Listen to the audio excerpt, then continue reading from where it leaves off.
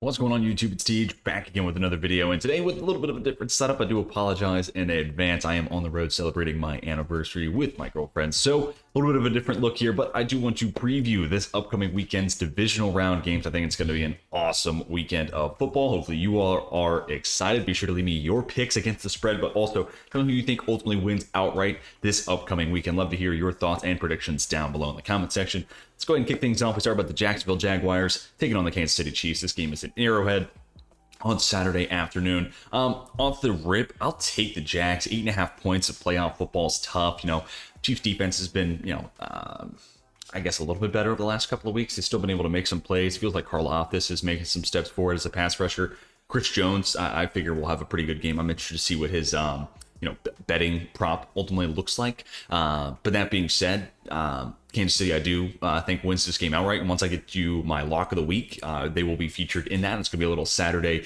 teaser, but again, we'll come back to that in a little bit. I'll take the Jags just because you're beyond the 7-point hook. And 8.5 is a ton for a playoff football team and an offense that's moving right now. And we just saw them come back from behind 20-0 against a pretty good team in Kansas City. Los Angeles, the Chargers. So, I just think the way Trevor Lawrence is playing and the way Doug Peterson's scheming up his receivers, I think there's gonna be enough offense to keep this game relatively close. So, something like a 31-24, that's a solid win for Kansas City, but that's Jacksonville covering. So I'll take the Jags with the points, but again, I do like Kansas City to win outright.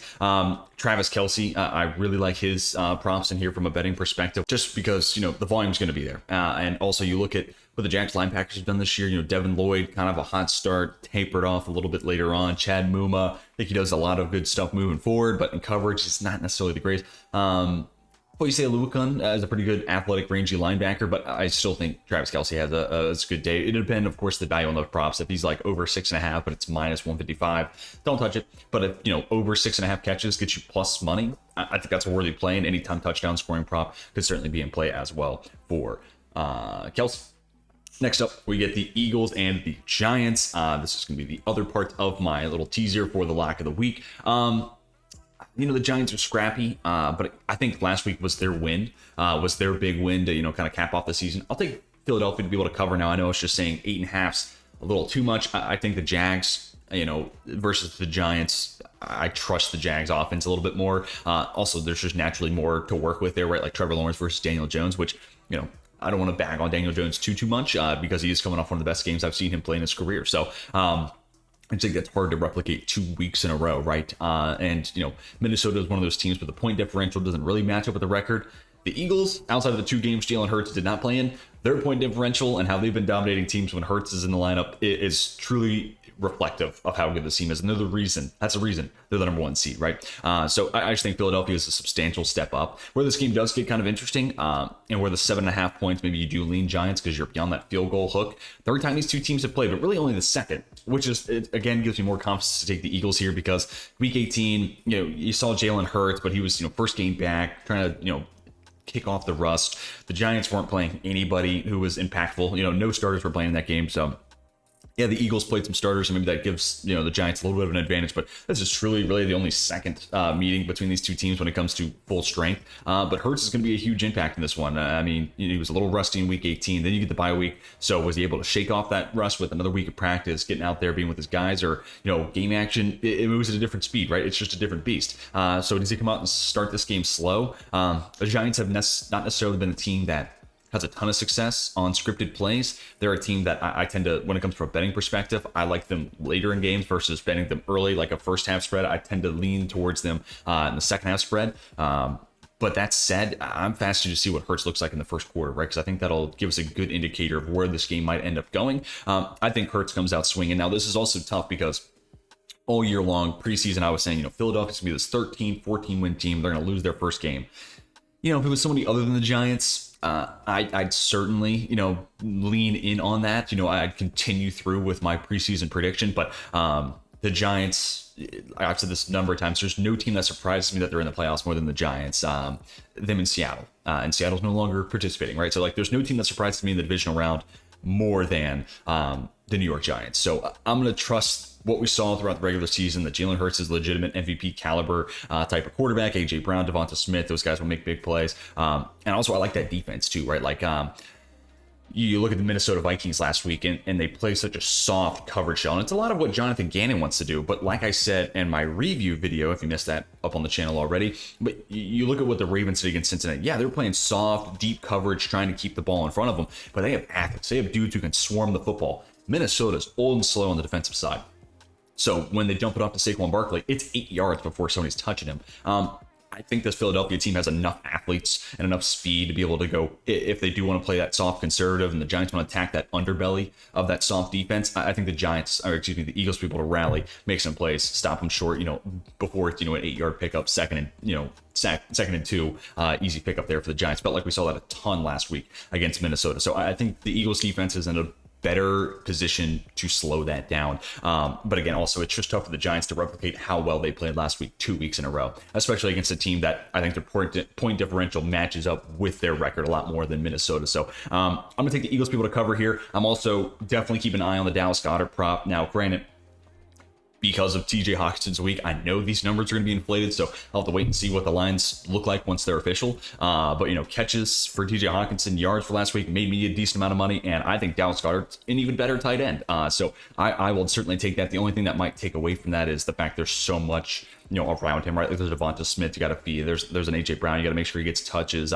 Miles Sanders is an impact player out of the backfield as a pass catcher. So there might be too many mouths to feed. So again, I'm interested to see what the lines are at and what the value associated with it is. But I'm looking at those Dallas Goedert props and also A.J. Brown. You got to trust these number one wide receivers in big games. Justin Jefferson did not do a whole lot, unfortunately, because the Vikings just only gave him 3 targets in the second half last week. I don't think Nick Sirianni and Shane Steichen will make that same mistake. I think A.J. Brown's going to see a whole lot of targets his way. I do think Adoree Jackson played pretty well last week, but A.J. Brown, Adoree Jackson is just not the same. Also, proactive offense versus reactive defense, it's just another level. So again, I like the Eagles there, and we'll talk more about those two teams when we get to my lock of the week. Now we get to what easily could have been the best Monday Night Football game of the year, but we didn't end up getting to see it because, of course, the Damar Hamlin injury, which, it's great to see that he's out of the hospital, and maybe he'll even be at this game. He was watching from home last week. I'll be interested to see if he's there and what that does for Bills Mafia. That will be bananas. If he's there, that's interesting. This is an interesting one. I picked this up, Bengals +4 earlier this week on DraftKings. So this has moved out to 5. I might have to double down on it. I mean, I hate doing that, but I might just have to stick with it. It was 7-3 when that game, was suspended. Bengals were out in front. And then one other note here. I mean, why is this game not at a neutral site? Like, to me, I've already hit on this. I did this in my Week 18 recap, so apologies if you already heard me go down this tangent. You can skip ahead. But to me, the easiest thing for the NFL to do instead of saying if we get to the AFC Championship game and the Bills are playing the Chiefs, it'll be it'll be a neutral site. And if the Bengals lose, then we'll have the coin toss. Okay, cool. All that went by the wayside. All these teams won Week 18. The easiest thing to me was if any two of these 3 teams meet, it's a neutral site. This should be a neutral site. The Bengals were ahead in that game, and I'm sorry, there's not that much of a huge difference. So between these two teams in talent perspective, I just don't know where you could have assumed that game was going to be a Bills win, right? Like I don't know where the NFL can make that leap. So I wish this was at a neutral site, partially because I am trying to keep my eye on the weather and see what the winds are like. If you've been around the channel for about a year now, I was saying, last year, if the Bills knocked off the Chiefs in the AFC Championship game was Bengals, Bills in Buffalo, I'm not sure if Joe Burrow's be able to throw through that wind. He's got a bigger arm and a stronger arm than Mac Jones, but, when you're talking 20, 25, 30 mile an hour winds, it's a beast. Joe Burrow doesn't win with his arm. He doesn't have a great arm, but he wins in so many other ways. So if the winds are kicking, man, that's a huge advantage for Buffalo because Josh Allen can throw through it, but also he's such a good runner that even if the pass games don't work, he's another element to that run game where Burrow, yeah, he can move, but not like a Josh Allen. So I'm going to stick with it, though. I'll have to keep my eyes on the weather, but I'll take Cincy, man. This is a 3-point game. That's why I was like, +4, even if they don't win, this is a 3-point game in my opinion. I just think, again, there's not a whole lot that separates these two teams. I think they're both well coached on defense. Leslie Frazier, Lou Anarumo, there's a reason they're getting head coaching buzz. And also, you look at the Bills, Trey White starting to pick up his play. Micah Hyde sounds like he'll play in this game. That's a huge addition, especially against an offense on the other side that features T. Higgins, Jamar Chase, Tyler Boyd, et cetera, et cetera. And then on top of that, you look at this Bengals team. and DJ Reader stopping the run at a high level. They're generating a lot of pass rush. The linebackers are playing really well. The corners, even without Chidobe Awuzie, are doing enough. Eli Apple's a little hit and miss, gonna give him that big play last week, which you hate to see, and him versus Stephon Diggs might be a mismatch. So some of the prompts I'm looking at here, I think Jamar Chase is in for a good day. Even if he's against Trey White, they're going to continue to force feed him the football. That's what we saw against the Ravens last week. I expect that status quo to maintain. Stephon Diggs, that's another prop I'm interested in. Josh Allen rushing yards, just because I do think the Bengals pass defense is good enough to where I see enough situations where Allen's going to say, hey, nothing's open, I got to tuck and run. So I'm also looking at Josh Allen's rushing props here. But, straight up, I'll take the Bills to win this game, but I think it's a 3-point difference. So I'm going to take the Bengals and the points. But they certainly have a good chance to win this game. And if this is at +5, I mean, what's your money line bet? Close to +200? If you like the Bengals here, I would encourage you to bet that, because truly this is a coin toss, and that's why I'm leaning the team getting the points. And then last game of the weekend, and it's a treat. I mean, another year where we get Dallas 49ers, this old 90s rivalry, but it's really become a really good 2020s, rivalry. Obviously, two teams met last year, ended the Cowboys season early, and that's when, kind of the Mike McCarthy rumor started to swirl. He didn't end up losing his job, and I think a win last week solidifies McCarthy's going to keep this job. But I don't know. If they lose to the 49ers here, I could see where Jerry's like, you know what, this team shouldn't be losing after one playoff win. So we'll have to see. -3.5. That's a tough line, especially with how good the Cowboys looked against Tampa Bay last week. Now, granted, I think when you look at the NFC playoff picture, yeah, the Giants aren't as good as Tampa on paper, but when you just look at how that team's played all year, and including for the first half and really the first 2.5 quarters of last Monday night, Tampa was, they walked into the playoffs dead. They were a dead man walking. So maybe that wasn't the greatest test for how good Dallas is. This line's really intriguing. I'm going to go with San Francisco to win.